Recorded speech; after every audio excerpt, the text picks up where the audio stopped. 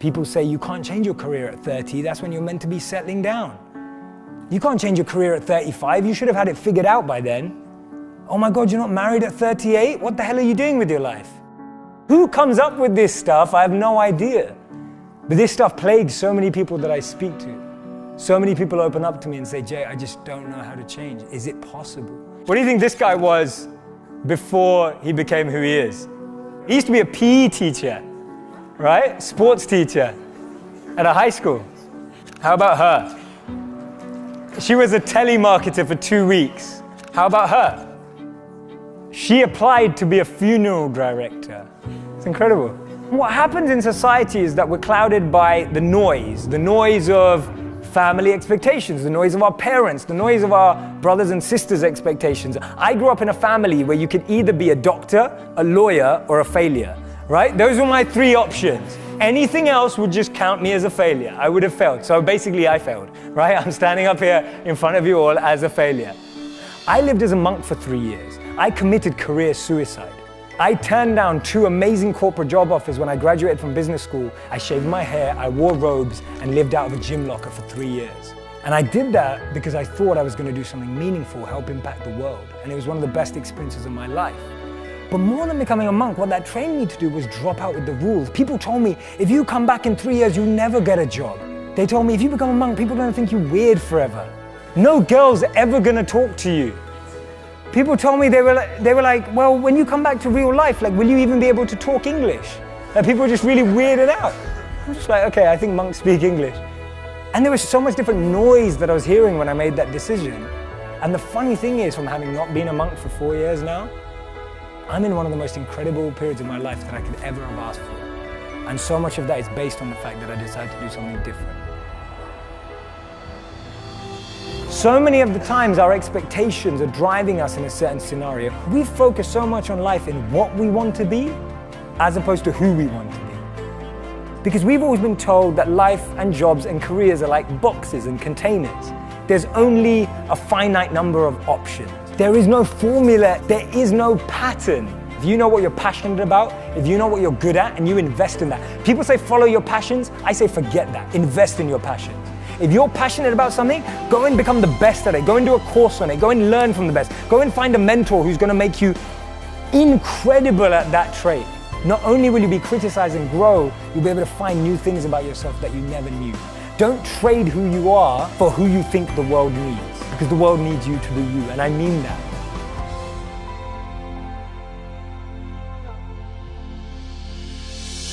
I was a 19-year-old kid, and I was miserable.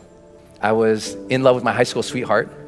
We were that couple that was really annoying. So we went to school together. We signed up for classes together. We shared a U-Haul on the way to school together. We lived in the same dorm together. We walked to class. We walked to breakfast in the morning and walked to class together. I mean, we were just joined at the hip, and we were completely crazy infatuated in love.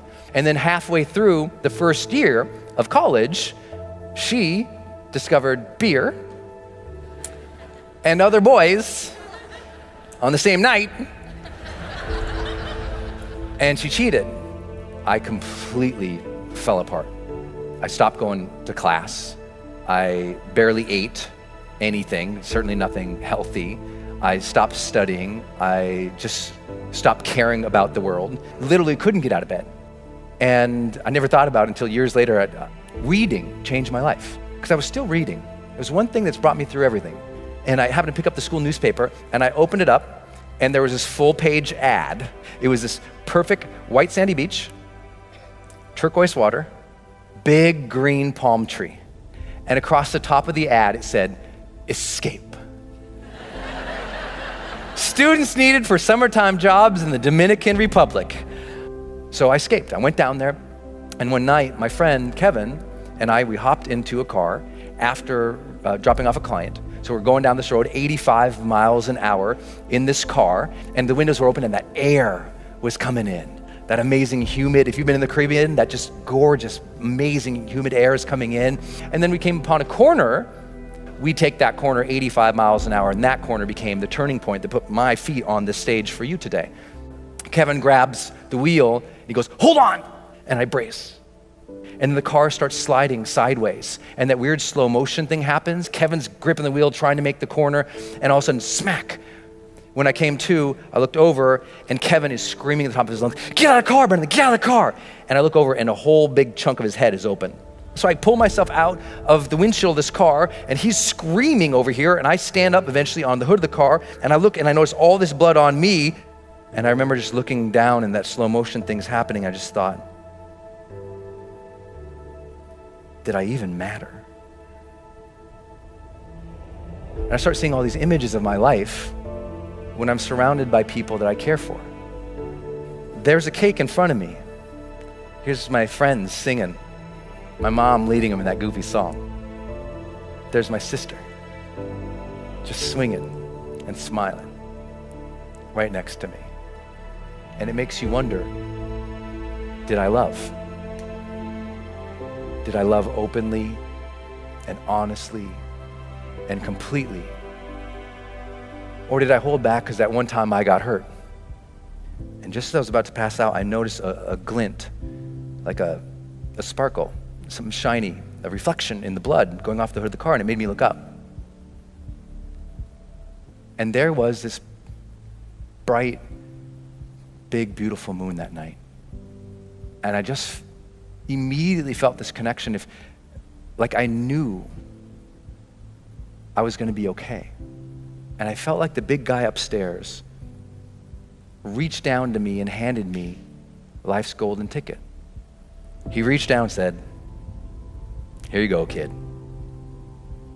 You're still alive. You can still love and matter. But now you know the clock is ticking." Mortality, motivation. I got it as a 19-year-old kid. People say, "Why are you so successful?" I'm like, I got mortality motivation when I was 19. That's a blessing. Most people don't get that till they're 60. Don't worry, Kevin and I, we both survived. See, I'm still here. It's okay. I made it. But the one thing that I took away from that entire thing was that moment and those questions, because I remembered them and I thought about them as I was healing. I was like, what was that about? Why did I feel so unhappy with that moment? Because I thought, in the last moments of life, there must be this transcendence, and I was not happy. And I realized it was because of how I'd been living my life, and I wasn't living to my questions. I knew I got those questions. Did I live? Did I love? Did I matter? And soon as I got that those were the questions I'm gonna evaluate myself with at the end of the life, it gave me the power of what my late mentor, Wayne Dyer, taught, the power of intention. That breath you just took, feel it. What a blessing that is you got that life. What a blessing is you got that breath. That means you still got something inside. You gotta work for it. You gotta contribute for it. You gotta give for it. You gotta lead for it. You gotta love for it, because you still have something not just in you, you're still here for a reason. And now you just gotta earn that blessing. My parents' biggest frustration was that I was epically lazy, and if they handed out gold medals for being lazy, I would have won, I assure you, hands down. Because even though I was a slightly chubby kid growing up in a morbidly obese family in Tacoma, Washington, I always knew two things about myself. One day I was gonna be rich, and I was gonna have six-pack abs. Like, those are the two things, is that kid that was, jiggling his belly thinking, one day I'm not gonna have to suck in my gut. When I left for college, my own mother, who had always been my biggest cheerleader, quietly assumed I was going to fail. But these two guys that were successful entrepreneurs and bodybuilders happened to walk into a class when I was a teacher.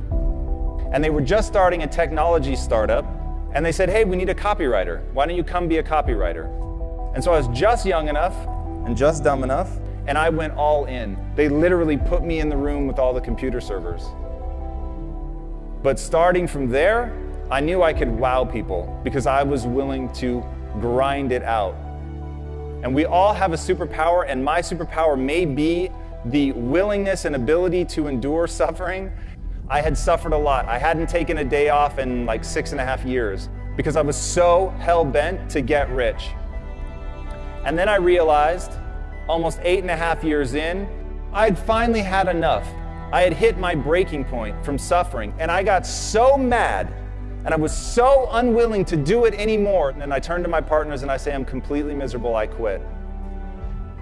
I realized the reason I was living the cliche of money can't buy happiness, along the way, had become so myopically focused on this promise I had made to myself as a kid that I never stopped to ask, why do I want to get rich? The questions you ask yourself will determine the course of your life.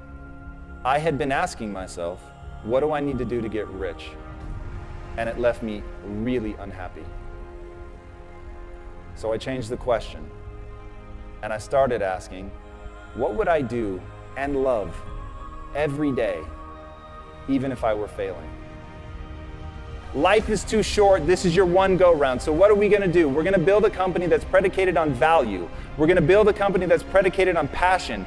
I started thinking about my mom and my sister, but they were profoundly overweight. I started thinking about my uncle who ate himself to death when I was 12 years old, and how much that scared me, and it made me sad. And it made me sad to see that there were millions, if not more than 1 billion people that were in the same kind of abusive relationship with food that my mom and my sister were. So I said, I don't know if it's a big business, but I know it's a big problem. And that's the problem that we're going to solve. And so we decided to build a totally new kind of company. We started Quest Nutrition in 2010, just as we were coming out of the Great Recession. I was wearing a hairnet and a lab coat every day, and my employees were former gang members, ex-drug dealers, felons. We were in Compton, and we literally told everybody in the neighborhood, I don't care if you've been convicted of a crime. I just want to know if you're willing to bust your ass to change your life. And if you are, you're going to get an interview. And I'm not going to ask for your resume. I don't care about your resume. Your resume tells me where you've been. It doesn't tell me the price you're willing to pay to become somebody new. Every belief that you have is a choice.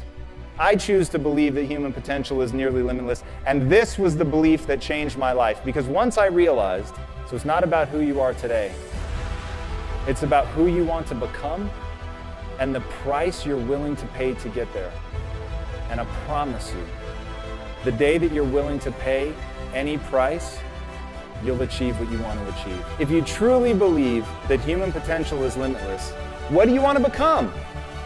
And what price are you willing to pay to get there? Gives you better sex, increases your good cholesterol, gives you more friends, gives you more meaning, engagement, life satisfaction, and happiness. If you have a purpose-driven life, it adds years to your life. You live longer. Let me share 2 stories with you. Story number 1, we're interviewing one of those school teachers. She says, the first year I taught was heaven. The second year I taught was hell. I had 5 boys that second year, and they were incorrigible. And there was one kid in particular. He was impossible. One day, this kid's in the doorway of the classroom, and he's kicking and moving his arms and making noises, and I lost it. She said, I'm ashamed to say these words. But I walked towards that kid with the intention of kicking him. Thank heavens he got up and ran away. I kept walking. I went to the principal's office. I said, this is it. It's him or me. And the principal took the kid out. She said, I felt terrible. So I went to 2 of my colleagues and poured my heart out. And they said to me, you are not the key to every door. And as she said those words, she burst into tears in the interview. And we waited a long time. And then she looked up and said, I hated that. Those words, you can't be the key to every door. She said, so I decided to become the key to every door. Instead of pushing disruptive kids away, I began to seek them out. I began to bring them into my world. I read every book I could find. I kept notes. I ran experiments. I kept notes on the experiments. And then she kind of pulled herself up and said, today, I am the key to every door. When there's a disruptive, troubled kid in the school, they say, give her to Miss So-and-so. She seems to know what to do with them. That's a profoundly important story. It's a story of transformative learning. When I have a higher purpose, I find the energy and the courage to go outside my comfort zone. Now, the second story is a lot closer to home. I once had a daughter. She was single. She was living in Washington, D.C. She had reached that point in life where she said, there's not a good man left on the earth.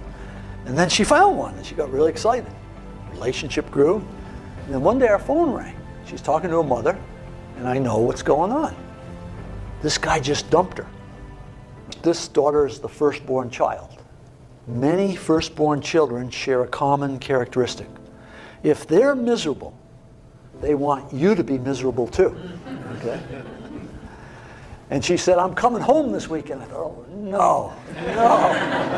Her mother hangs up and says, you're the father, you go to the airport and pick her up.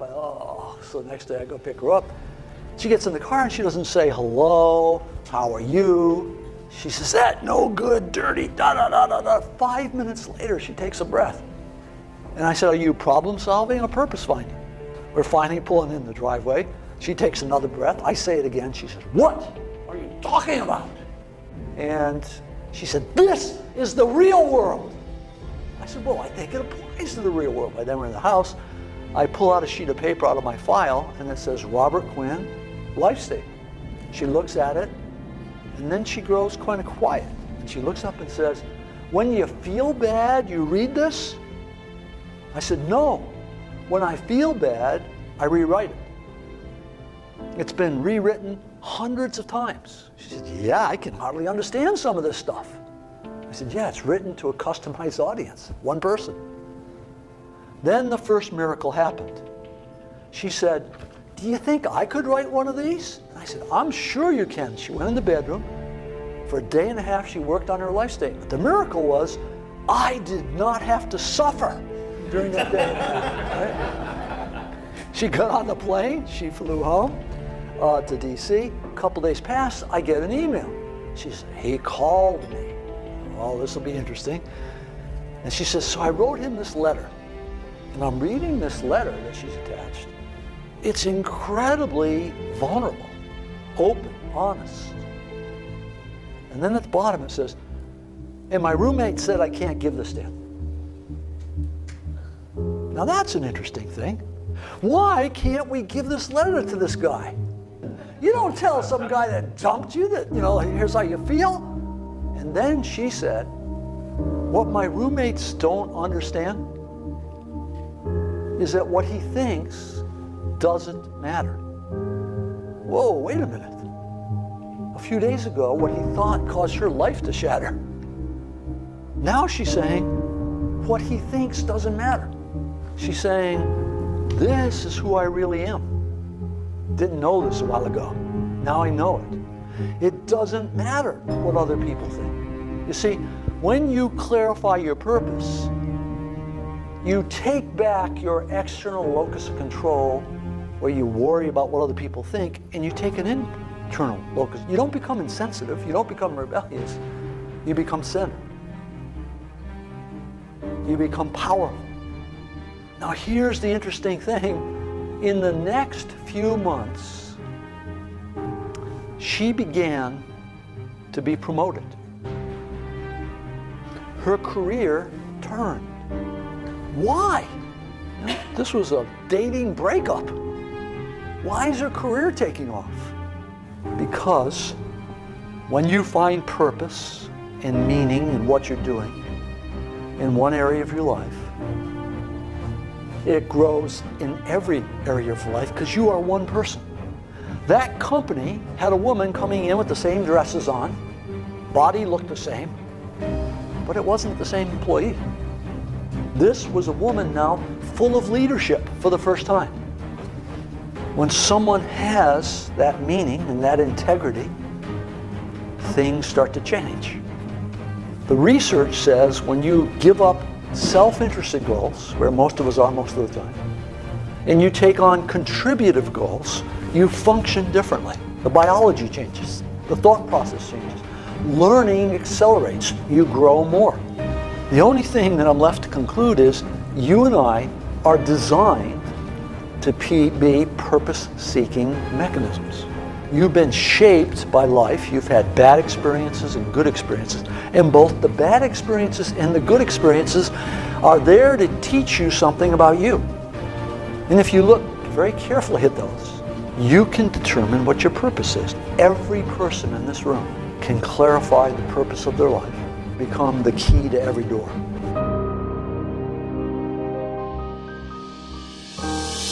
Mike screamed, "Grenade out!" and jumped on it, and boom! 2 snipers were providing overwatch for the other platoon that were trying to maneuver. And unbeknownst to Mike and those guys, an insurgent had seen where they were firing, had snuck up next to the side of that building, pulled out a hand grenade, pulled it, and threw it up, and that thing came right up, boom, and hit Mike on the chest. Petty Officer Mike Mansour took the entirety of that blast in his face and his chest. He lasted for another 35 minutes before he passed away on the medevac bird out. The kicker to this story is there was a stairwell right next to him. And all he had to do was jump down that stairwell to save his own life, but he didn't. He turned and jumped on the grenade, sacrificing himself so his 2 brothers could both go home and hug their wives, kiss their children, and fight another day. I want you to think to yourself, what would you do? For 70 years, United States Navy SEAL team, we've been pushing the envelope. We've been setting the bar. We've been setting the standard for what the team life is and how you should live. Are you really committed to yourself physically? Because we all know when the going gets tough, the more in shape, the more focused you are on what you eat and what you consume, the better you are. I spent 15 months in the frigid waters of the Pacific Ocean, to the mountains of Afghanistan on 7 different occasions, and to the shores of Haiti doing missionary work with my church. And what I've learned in this incredible journey are a few undeniable truths about what enables us to succeed. Now, truth number 1 is you got fear in your heart always, and you can't defeat it. Everybody's like, well, that's a bummer. The problem is, ladies and gentlemen, is you're wired for fear, right? It's part of our lives. We have it in what we do for a living, right? You talk about fear in your lives and your personal lives with your family. Folks, we've got fear, period. So what you have to learn to do is embrace it. Truth 1. The second one is self-confidence is huge. It's important, and you got to forge it every single day. The third one is you got to live with purpose. If you don't have purpose in your life, you don't have momentum. You don't have anything driving you forward, anything pulling you out of bed every single day. And the last one, and the one I learned that left an indelible mark, not only in my heart, but in my soul, on those beaches across the street over there, is nobody does it alone. There's not a single person in this whole room right now that can raise their hand and say, you know what, Rut, I've done it by myself. Not a single person out there has helped me, not a one. We all need help. So as a result of that, you have to recognize that you have to live what I call a team. You have to be 100% focused that everything you think about, everything you do is with someone else, is with a team. Amen, right? We've been giving everything we are to our communities, to our families, to our children. But more importantly, we're willing to give everything we are and potentially everything we will ever be for the man that's next to it. This is the team life. This is what my mission here is today, is to help you understand this standard, to help you redefine your understanding of what that mission might look like for you. Are you working on it? Are you working on it right now? Did you work on it today? Are you going to go work on it tonight? Because I tell you, with those 3 things, you're on the road to commitment. I've worked with every kind of person there is on this planet. We all bleed red. What I care about is there's something that gets you out of bed every morning. There's something that you have faith in that's bigger than yourself. There's something that you're willing to sacrifice for another human being. That's powerful.